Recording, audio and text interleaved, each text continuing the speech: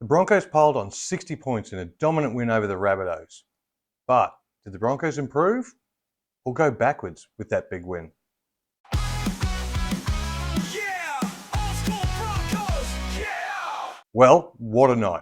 10 tries, 10 goals, a 60-point statement from the Brisbane Broncos over the South Sydney Rabbitohs, and the Suncorp Stadium faithful were loving it.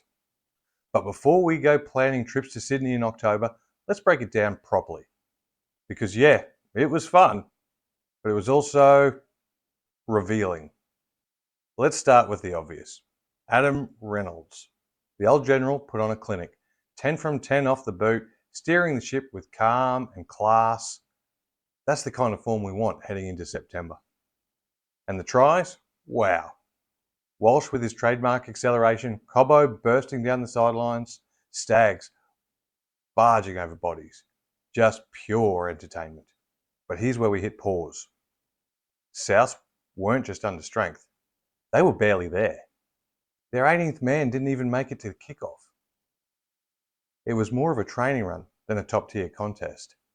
And the tries? They weren't built on structure or smart ball movement. They were just raw and off the cuff. They relied on speed and talent to outrun a wounded opponent. Now that's fine, to a point. It's what makes Brisbane so dangerous. But it's also the pattern that's bitten them all year. When they play structured, disciplined teams, you know, the Penriths, the Melbournes, the Canberras, and those flashy plays don't stick, they get impatient, rattled even.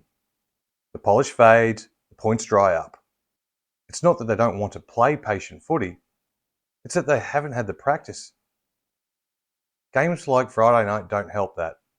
They reinforce the bad habits. Sideline to sideline footy, skipping through tired defensive lines, throwing miracle passes. They didn't earn the right to throw it around, and that's dangerous for their mindset. Let's also take a look at the 3 tries they let in. I have no doubt Madge will be disappointed with each of them. They were lackluster and easy for a team that shouldn't have even gotten close to the try line. 10 tries to 3 looks great on paper, but in this grand scheme of things, it continues to flag the lapses the team have had in parts of their game throughout the whole season. Now, to be fair, you can only play what's in front of you, and the Broncos did what they had to do. You can't knock 60 points, but let's not kid ourselves. Friday's game didn't simulate finals footy, or even a standard NRL game for that matter. That's actually coming this week.